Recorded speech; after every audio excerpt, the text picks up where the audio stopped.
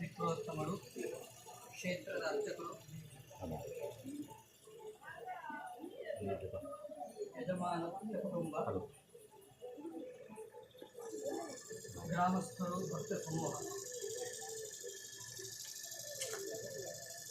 ಕ್ಷೇತ್ರ ಸ್ವಾಮಿಯ ವರ್ಧಂತಿಯ ಸಂದರ್ಭ ಅಲ್ವಾ. ಆ ಪ್ರಯುಕ್ತ ಶಕ್ತಿಯನುಸಾರವಾಗಿ ಹಿಂದೆ ನಿರ್ಣಯ ಮಾಡಿಕೊಂಡು ಬಂದಂಥ ಪ್ರಕಾರವಾಗಿ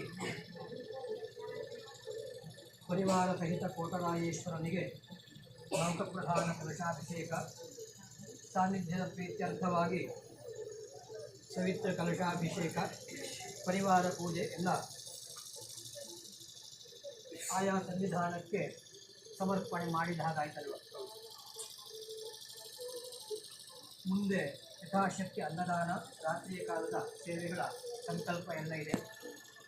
ಶ್ರದ್ಧಾಭಕ್ತಿ ಪುರಸ್ಸರವಾಗಿ ನಂಬಿದಂತಹ ಭಕ್ತ ಕುಟುಂಬ, ಸಮಸ್ತ ಭಕ್ತವರ್ಗವನ್ನೆಲ್ಲ ಸೇರಿಸಿಕೊಂಡು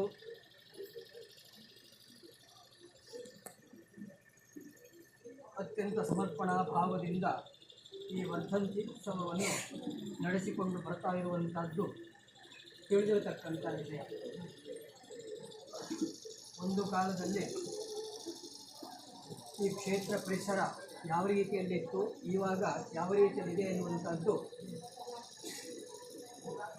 ಎಲ್ಲರ ಗಮನದಲ್ಲಿರುವಂಥ ವಿಷಯ. ಇದಕ್ಕೆ ಎಷ್ಟೋ ಜನ ಭಕ್ತರು, ಯಜಮಾನ ಭಕ್ತ ಕುಟುಂಬ ಎಲ್ಲ ತನುಮನಧನ ಸಹಾಯದಿಂದ ಸೇವಾದಿಗಳನ್ನೆಲ್ಲ ಸಮರ್ಪಿಸಿ ಕ್ಷೇತ್ರವನ್ನು ಚಂದ ಕಾಣಿಸಿದ್ದು ನಿಜವಾದರೂ ಸಹ ಈ ಎಲ್ಲ ವೈಭವಕ್ಕೆ ಮುಖ್ಯವಾದಂತಹ ಕಾರಣ ಪರಿವಾರ ಸಹಿತ ಕ್ಷೇತ್ರ ಸ್ವಾಮಿಯ ಸಂಕಲ್ಪ. ಅದು ಒಂದೇ ಕಾರಣ ಅಲ್ಲ, ಮುಖ್ಯವಾಗಿ ದೈವಿಕ ಶಕ್ತಿಗಳ ಇಚ್ಛೆ ಇದ್ದು ನಡೆದೋಯ್ತು. ಉಳಿಯುವಂಥದ್ದೆಲ್ಲದೂ ಸಹ ಅದಕ್ಕೆ ನಿಮಿತ್ತಗಳು ಅಂತೇಳಿಕೊಂಡ ಅರ್ಥ. ಆ ನಿಮಿತ್ತವಾಗಿ ಉಳಿದಂತಹ ಸೇವಾದಿಗಳನ್ನು, ಉಳಿದವರಿಂದ ಸೇವಾದಿಗಳನ್ನು ಯಾಕೆ ಸನ್ನಿಧಾನ ಪಡೆದಿದೆ ಅಂತ ಕೇಳಿದರೆ, ನಂಬಿದಂತಹ ಭಕ್ತ ಕುಟುಂಬಕ್ಕೆ ಪುಣ್ಯವನ್ನು ಹೊಂದಿಸುವಂತಹ ಉದ್ದೇಶವಿಲ್ಲ.